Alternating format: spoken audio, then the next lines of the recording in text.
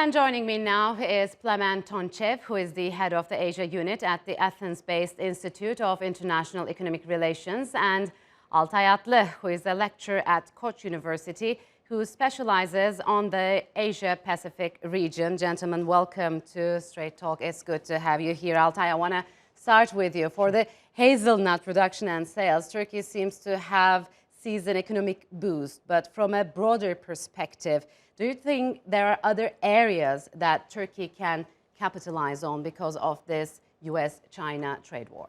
Yeah, sure. Well, agricultural and food stuff should be our priority area in this respect.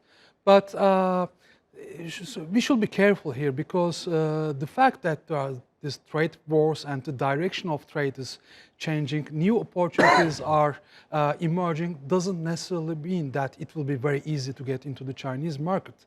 One thing is there's competition. Everybody wants to get their share of the Chinese market, and Turkey will have to compete against them. And the other thing is... Isn't competition a good thing? It's a good thing, but you have to be prepared. You have to improve yourself. You have to improve your quality. You have to improve your market access and everything, which is a good thing for Turkey as well. The other thing is, well, when talking about improving yourself, it's especially in fresh fruit and vegetables. So you have to comply with Chinese standards, which are very strict, and they need to come and check your produce, and then the two sides need to sign an agreement so that actually the trade can start. So you have to do that for every single product. Turkey has already some agreements here, like recently we had about cherries, then pistachios.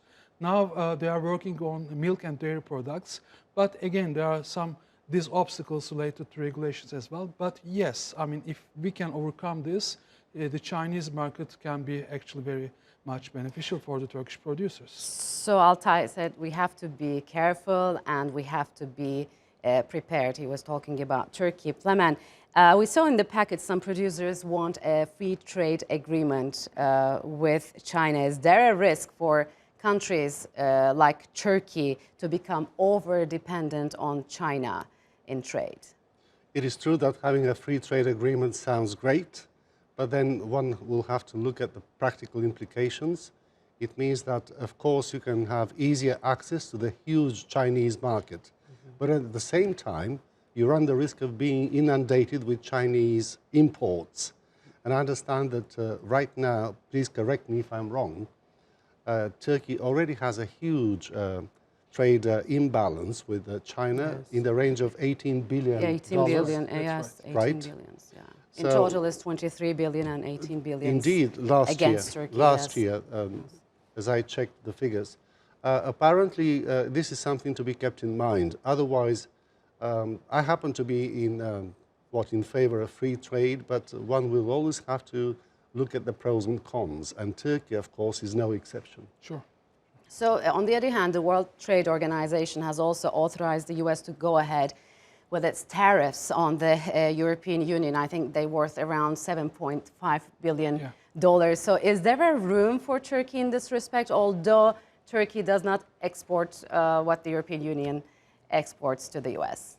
Well, there might be a room for that. Again, it's up to you. You need to be well prepared. You need to do your homework carefully, and then you can get your market share. But here, actually, we are really talking about the short term, short to medium term. Okay, so that might be possible, but in the long term, actually, the whole entire foundations of the global trading system is now being shaken, and Turkey is a part of it. So in the short term to medium term, yes, we can get our share of, we can use the opportunity to increase our market share in the United States, in Europe, and so on, in China as well. But in the long term, are we really prepared for this new architecture of the global trading system, which is totally uncertain now? What should we do about that?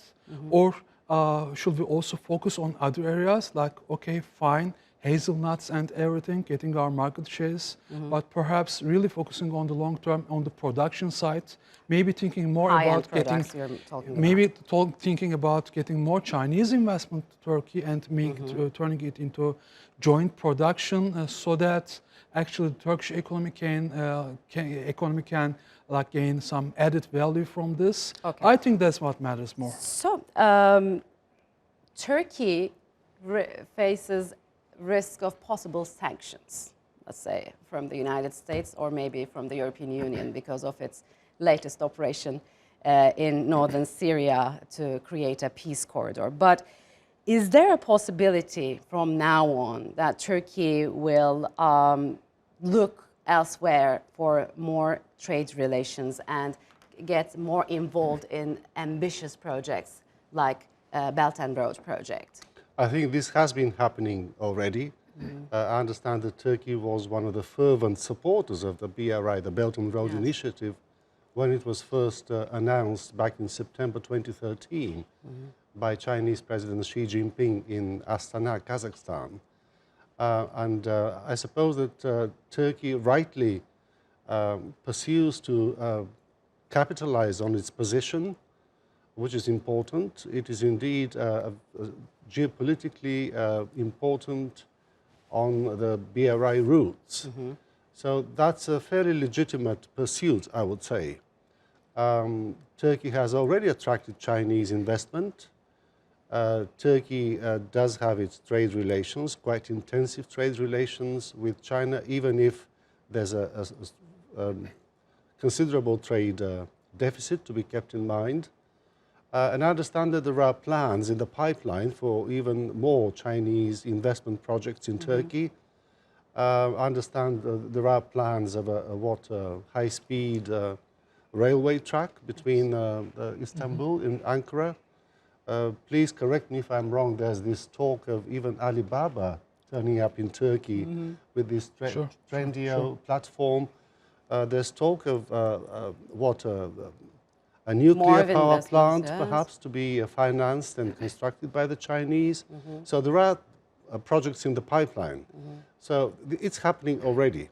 The question is, and let me quote experience that other countries have, not just in Europe, but also in Asia and Africa, one may have to be very careful when it comes to negotiating the terms of this cooperation with the Chinese. First of all, because China is a huge economy, and most countries, with the exception of the United States, have a sort of an asymmetrical relationship with China, which is quite understandable. And secondly, Chinese contractors tend to have their own terms and their own ambitions, which are not necessarily favorable for the recipient country. I'm not being negative here. I just think that anybody trying to attract Chinese investment needs to do their homework. Okay, last question, Altay, is to you. I mean, Turkey should be cautious when dealing with China. We just talked about the trade deficit of Turkey when it's dealing with China. So do you believe, how could this trade relation can be made more equal with China? Is that possible? Because we're talking about a huge amount here. If you only look at the bilateral merchandise trade, that's not going to happen in the foreseeable future. The deficit is so big, and there's the deficit for a reason. So Turkey is making all these imports for a reason. So it's not going to, the trade, merchandise trade itself is not going to close down. The deficit is not going to close down. But Turkey should think, how can we have a more balanced relationship by balancing our deficit with a surplus elsewhere? Like getting, for example, more investment from China, more investment, but not in terms of the capital flow only, but also with more added value for the Turkish economy, like more Chinese investment, but which will also bring, which will also contribute to Turkey's, like, for example, technological capabilities, to energy sufficiency, to physical infrastructure. So not only the dollar value of the investments, but also, progress in this. So then we can perhaps talk about a more balanced relationship with China. Okay. Okay, I'm afraid we have to leave it here, gentlemen. Thank you very much for joining me on Thank Straight you. Talk. Thank you.